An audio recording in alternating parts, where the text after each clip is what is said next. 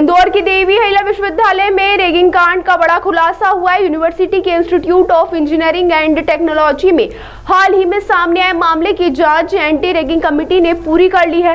Report में चौंकाने वाला तथ्य सामने आया कि यह मामला केवल रैगिंग तक सीमित नहीं था, बल्कि सीनियर्स द्वारा संगठित तरीके से विरोध की तैयारी की जा रही थी।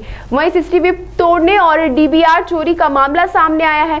जांच रिपोर्ट के अनुसार सीनियर छात्रों ने प्रथम वर्ष के स्टूडेंट्स पर दबाव डालकर उनसे फेक आईडी बनवाकर उनसे सोशल मीडिया पर पोस्ट वायरल करने और नेपाल में हुए जेनजी स्टाइल प्रोटेस्ट की तर्ज पर विरोध की तैयारी करने को कहा था। फर्स्ट ईयर छात्रों पर दबाव देकर ट्विटर अकाउंट बनाने और सीनियर्स द्वारा भेजे गए सभी मैसेज रीट्वीट करने के लिए मजबूर किया गया था। इतना ही नहीं, बल्कि उन्हें चेतावनी दी गई थी कि अगर इंस्ट्रक्शन नहीं माने गए तो छात्रों को पैच आउट कर दिया जाएगा। वहीं छात्रों से उनके पर्सनल जीमेल के अलावा फेक जीमेल और ट्विटर अकाउंट भी खुलवाए गए।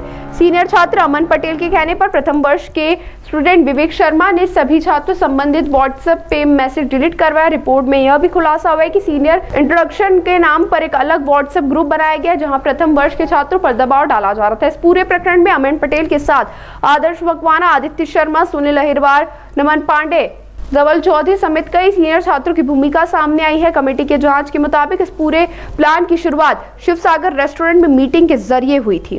अभी कुछ दिन पहले कुछ छात्रों ने रैगिंग की थी एक छात्र की, जो सेंट्रल गवर्नमेंट में उन्होंने एक शिकायत की थी। हमेशा जब भी रैगिंग होती है उसकी एक गाइडलाइन है, उस गाइडलाइन के अनुसार कार्रवाई की गई थी। उसमें कुछ बच्चों को, कुछ सीनियर बच्चों को फाइन वगैरह किया गया था और हॉस्टल से बाहर किया गया था। तो उन बच्चों के द्वारा जो पता लगा है अभी हम लोगों को कि उन बच्चों के द्वारा जूनियर, चूंकि उनको निकाला गया है और इस तरह का फाइन वगैरह है, तो कुछ आक्रोश है उनके मन में।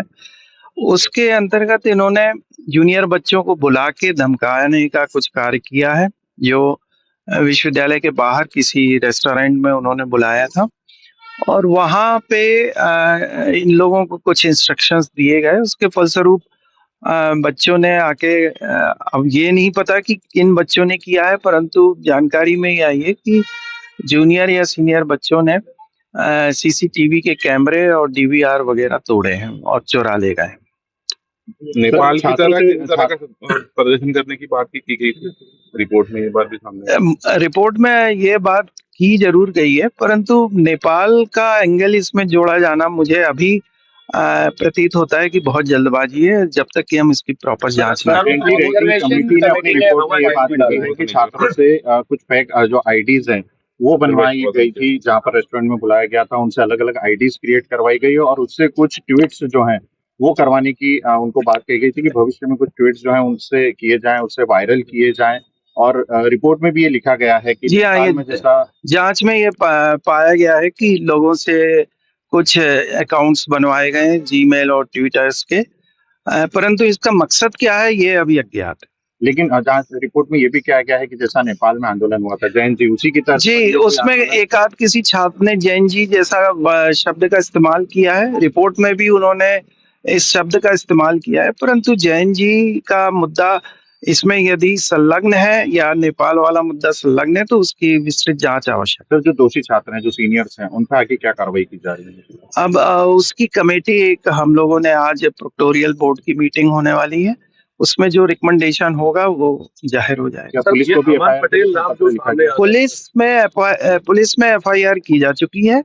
पुलिस एकदम से एफआईआर करती नहीं है, पहला एक आवेदन किया जा चुका है जिसमें ये आग्रह किया है कि चोरी जो हुए हैं हमारे यहाँ के कैमरे वो, और इस तरह की यदि कोई घटना घट रही है तो उस पर जांच की जाए। अमन पटेल कौन है? अनुज पटेल कौन है? ये छात्र हैं, सीनियर छात्र हैं। ये उसी आईटी में, आईटी के किस ईयर के हैं?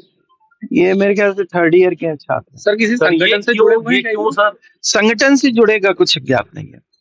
सर ये लगभग कितने छात्र जो थे, जो जूनियर्स थे, जो बाहर रेस्टोरेंट तक गए थे और ऐसी कुछ संख्या भी मुझे ऐसे 30-40 तो संख्या ऐसे अंदाजे से पता है, पर एग्जैक्ट संख्या नहीं पता। कितने सीनियर छात्र थे उनकी संख्या? उसमें भी यही 4-5 छात्र जो आप नाम ले रहे हैं, इन्हीं छात्रों का ज्यादा मुख्यतः थे। एफआईआर भी नहीं हुई क्या? जी हाँ सर, क्या कुछ ये बात सामने है कि नामजद अभी एफआईआर नहीं है, पर वो एक इस गतिविधियों के रिलेटेड जो एफआईआर उस समय रैगिंग के एंटी रैगिंग के समय हुई थी, वो हम लोगों को एफआईआर कराना जरूरी है, पर वो पुलिस में रिपोर्ट ही हुई है, उसकी एफआईआर उन्होंने अभी तक दर्ज सर क्या ये छात्र जो है सीनियर पहले कोई सजा के मिलने के बाद कोई ऐसा कुछ भड़काना चाहते थे विश्वविद्यालय के खिलाफ छात्रों को? प्रतीत तो यही हो रहा है मुझे, क्योंकि हम लोगों ने एंटी रैगिंग कमेटी के माध्यम से जो शुरू में इन लोगों को कुछ को फाइनेंशियल वो दिया है, कुछ को बाहर किया है हॉस्टल से, तो वो आक्रोश मैंने अभी जिक्र भी किया कि वो आक्रोश जो है वो जरूर उसमें है।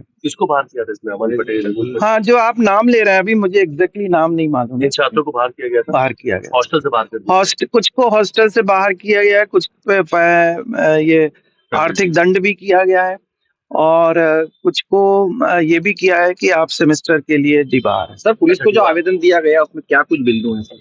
किस तरह के बिंदु हैं उसमें? भी ये नेपाल जैसी घटना का जिक्र किया गया? ये मुझे अभी ज्ञात नहीं है, मैं पता लगाना पड़ेगा मुझे।